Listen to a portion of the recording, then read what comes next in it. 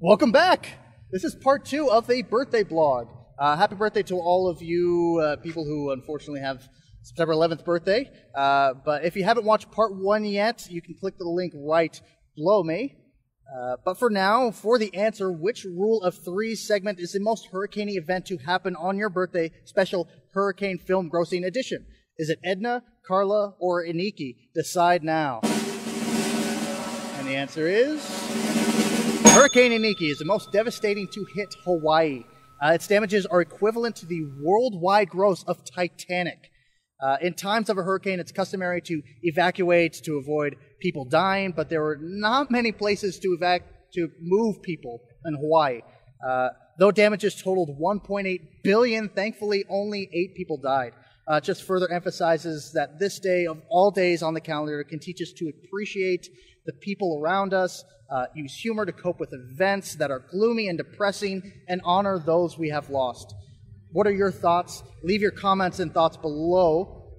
For the Rule of Thirds special Hurricane Film Grossing Edition, I am CassAnaya, and it's back to you, Cass. All right, thanks a lot. Now, as you can see here, we've switched angles. This is a homeless man's toilet. Now for some of the other people who share your birthday, the worst birthday possible, 9/11. These are births. 1182 Minamoto no Yori, second shogun of the Kamakura period. 1585 Pierre de Ronsard, the Prince of Poets. Just listen to this poem entitled The Rose, and tell me it's not about a vagina. See, Mignon hath not the rose that this morning did unclose her purple mantle to the light, lost before the day is dead, the glory of her raiment red, her color bright as yours is bright. Take ye your pleasure at best, be merry ere the beauty flit. For length of days will tarnish it like roses that were loveliest. Pretty, but that was certainly about a vagina.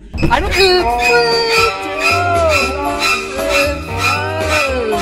We found your weakness and right outside your door. Now testify. It's right outside your door. Now testify. Oh, God.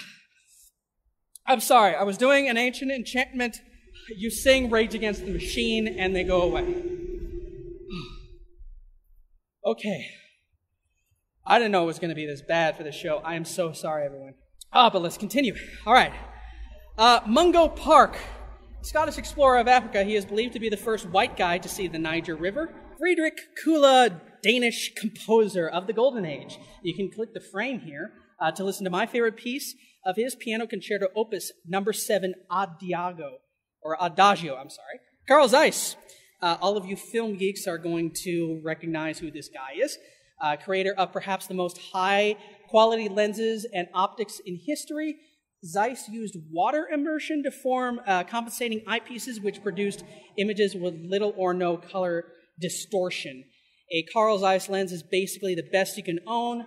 We couldn't afford any of them, so that's why I look fat and stupid. American murderer Holly Harvey Crippen hanged for the murder of his wife, the first criminal to be captured with the use of wireless communication. Recent DNA evidence points to the possibility of him either being innocent or having killed a lot more people. Iron Felix Dzerzhinsky, head of the Bolshevik secret police and mass murderer. Being a Soviet communist, he was basically an advocate of the proletariat, constant revolution of the worker class, and a strong peasant agrarian death-based society. One which saw huge business for funeral parlors and those casual wagons of death you see on Monty Python. D.H. Lawrence, English novelist. If you like to wallow in self-pity, this guy is for you. He entered a period of voluntary exile because people were censoring his work. He died young as well. He is basically like an emo dream. All he needs right there is a good emo haircut. There you go. Pinto Colvig, newspaper cartoonist, vaudevillian actor. He was the original voice of Disney's Goofy, which you can click on the link to watch a cartoon of that. The original Bozo the Clown, Sleepy and Grumpy in Snow White and the Seven Dwarfs, Pluto the dog, and a munchkin on The Wizard of Oz. Warning about the cartoon, it is basically the angriest cartoon character you've ever seen. It's like watching Bill O'Reilly drive a car in the 50s. Jimmy Davis, two-time governor of Louisiana and musician. You can watch him in Make No Difference from the movie Louisiana by clicking on the link. Be warned that it has a super country twang to it. So you sucks! Yes! Canada sucks! America! Muslim moderates are the vast majority, and they are sick of fundamentalists distorting religion. Okay, that was another incantation. All you have to do is you have to say a reasonable fact about Muslims, and that scares away country singers. Moving on. 1917, Ferdinand Marcos, dictator of the Philippines and the quintessential kleptocrat. Billions of dollars from the Filipino treasury. Famously, his wife Imelda Marcos had the largest shoe collection in history, 2,700 pairs, a symbol of supreme excess and political corruption. Even Ronald Reagan wouldn't have anything to do with him after a while. Herbert Lom, Czech actor, best known as the Chief Inspector Charles Dreyfus in the Pink Panther movie series. You can click on the link in the frame to watch a montage of scenes with him repeatedly injuring himself and slowly going insane. Tom Landry, possibly the most iconic football coach of all time, inventor of the 4-3 defense, coaching 20 consecutive winning seasons with the Dallas Cowboys, and two-time Super Bowl winner. Anytime you wear a hat with a suit, you're doing an imitation of Tom Landry. Current president of Syria, Bashar al-Assad, just one of the many current world leaders with a really hot wife. Born on the same day, Paul Heyman, creator of ECW, and one of the best actors in wrestling history. You need that good acting ability. You get it from people during the best period of the WWF, which is Paul Heyman, Vince McMahon, The Rock, Stone Cold Steve Austin, Mick Foley, all of them great actors who, if I were making a movie, I would seriously consider them for some roles. Also born on the same day, Moby, American DJ, maker of some brilliant remixes and techno songs. You can click on the link to see my favorite song of his, Why Does My Heart Feel So Bad? Princess Kiko, the second commoner to marry the Emperor of Japan in all of Japan's history. Harry Connick Jr., American actor, musician, and Gambit. No other person should play that fucking role. He was in Independence Day, opposite Will Smith. Hope Floats, opposite Sandra Bullock. He has sold over 16 million U.S. albums, including a best-selling Christmas album. Cannot find a better version of For Once in My Life. Click the picture to watch that. Harry Connick Jr., a little too jazzy for you? Well, fine. How about Ludacris? Luda, yes! Ludacris was born on September the 11th, along with all these awesome people. My favorite thing done with Ludacris music is the Mike Realm Vision remix that he did with Scott Pilgrim versus the World. I warn you, if you click on the link, it is so awesome that your genitals may explode. It is one of those examples of how hip-hop can excite your soul, how Hollywood is still making amazing, innovative films, and supreme artists like Mike Realm starting here on YouTube.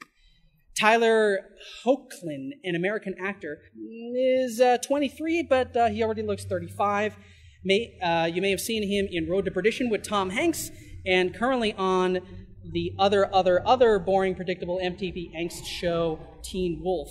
Aroldis Chapman is a Cuban Major League Baseball player who holds the current record for throwing a pitch clocked at 105.1 miles per hour.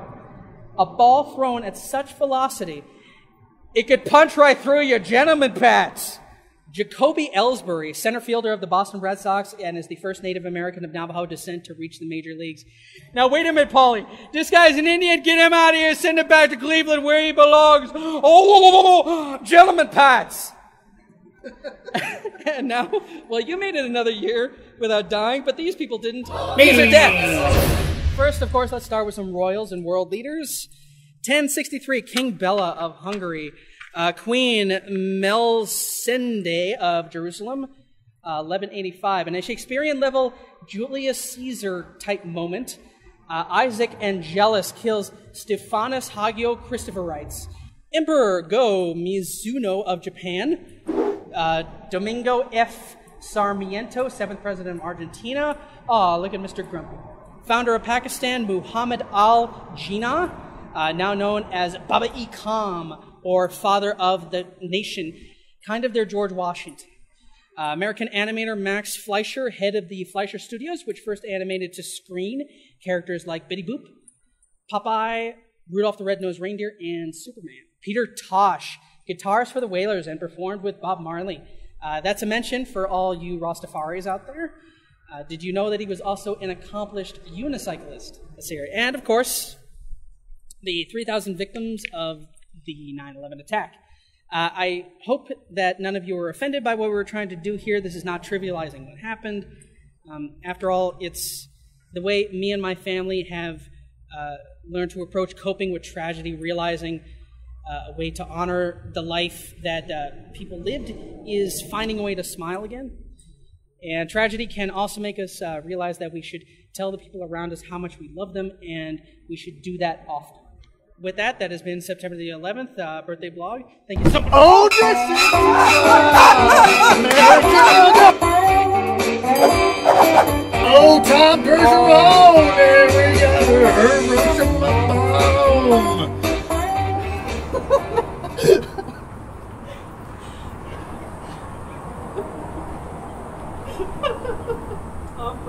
Tom Bergeron. It kind of rhymes with Hiroshima bomb.